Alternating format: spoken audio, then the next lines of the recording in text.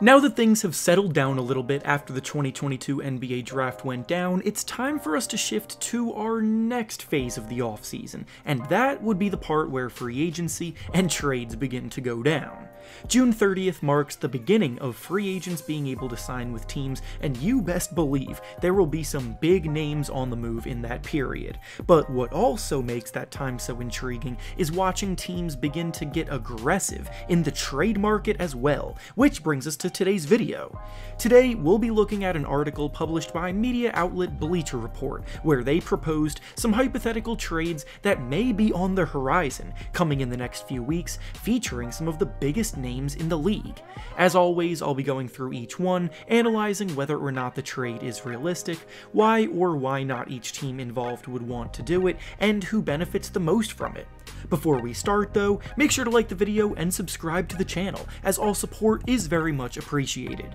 Now with that being said, let's begin.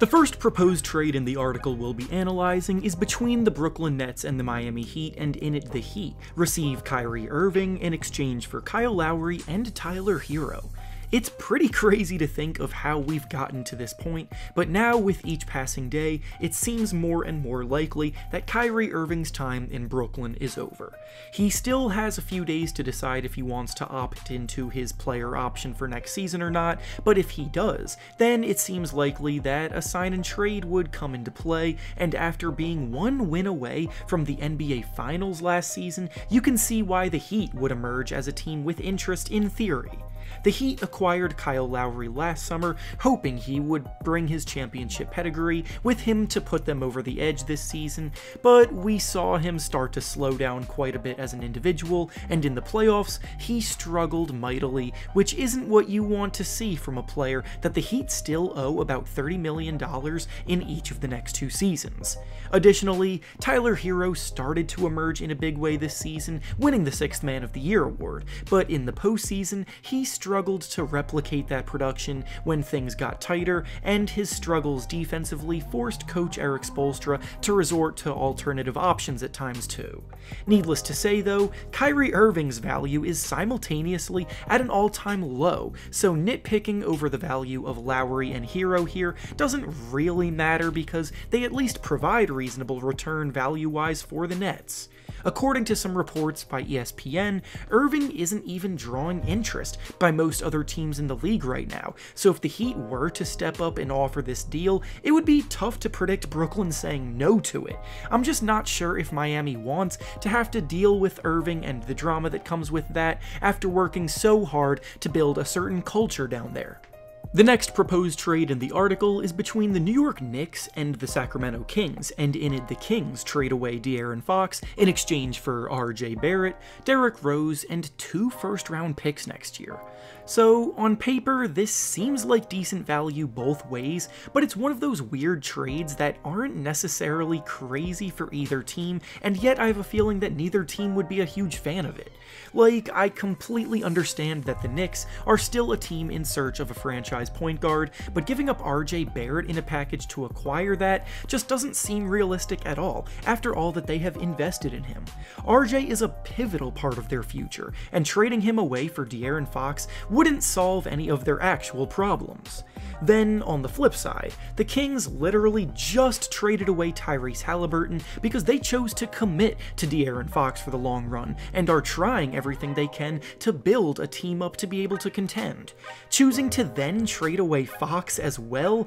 less than a year later, just for the sake of acquiring a younger player that doesn't even play the point guard position, along with some draft capital and Derrick Rose too, would defeat the entire purpose of them trading Halliburton. And even though the return on paper is fine, because RJ Barrett does have some good value, along with the value of 2 additional first-round picks, it just isn't the kind of move that helps the Kings go anywhere. They can't make moves like this, like a rebuilding team would, while telling everyone simultaneously that they want to be a team contending in the playoffs. So as I said earlier, this is the kind of trade that seems fair on paper, even though neither team would necessarily be inclined to make the move. The next trade proposed in the article is between the Toronto Raptors and the Indiana Pacers, and in it the Raptors receive Miles Turner and Chris Duarte in exchange for OG Anunoby and Khem Birch. The Raptors, as it stands, are a firm playoff team built with a roster filled with pesky defenders that throw a ton of length and versatility at you. In the first round of the playoffs, they gave the 76ers a pretty good fight late in the series, but ultimately their downfall came down to the fact that they are severely lacking in size at the center position, and when you're matched up with a player like Joel Embiid, that kind of weakness is going to hurt you, and it did. Now OG Anunoby has found himself in a ton of trade rumors as a player that the Raptors may be willing to part ways with if the return matches up to how they value him, and here we have quite an intriguing offer for the Raptors. Miles Turner is one of the best rim-protecting big men in the NBA right now. He just happens to be stuck in Indiana while they're looking to undergo a rebuild. The Pacers will be looking to move him for assets geared more towards their future, and OG Anunoby is a few years younger than Turner, so in that regard the timeline makes sense. Miles Turner would fit into the Raptors' defensive philosophy. He spaces the floor on offense without needing to dominate touches, and he plays a glaring position of need, so this is actually a deal that I really like. There may have to be some draft pick compensation thrown in to balance things out, but honestly, if the Raptors truly are looking to trade Anunoby, I'm not sure if they'll find a better fit than this. And finally, the last proposed trade from the article that we'll be discussing today is between the Phoenix Suns and the Indiana Pacers, and it's a simple one-for-one swap of Deandre Ayton for Miles Turner. Again, this deal features two players that seem disgruntled with where they're currently at with their teams, and while it's rare to find a truly worthwhile trade where it's just one player being traded for one player, this one actually makes a ton of sense to me.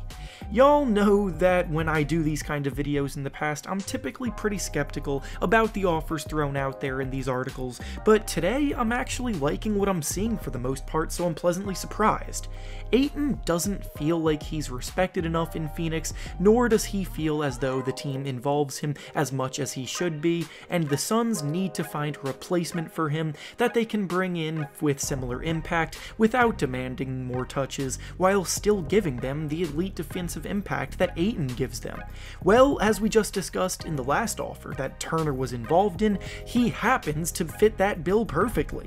Plus, Ayton going to the Pacers would be a very solid fit for him because he's just 1 year older than Tyrese Halliburton is, and that is a duo that the Pacers could build around moving forward on the same timeline. The Suns know their window of contention could be on the brink of collapsing if they lose Ayton and don't replace his impact inside, so being able to do so by adding a more experienced rim protector that knocks down threes more reliably than Ayton ever did would feel like a massive win for them going into next season.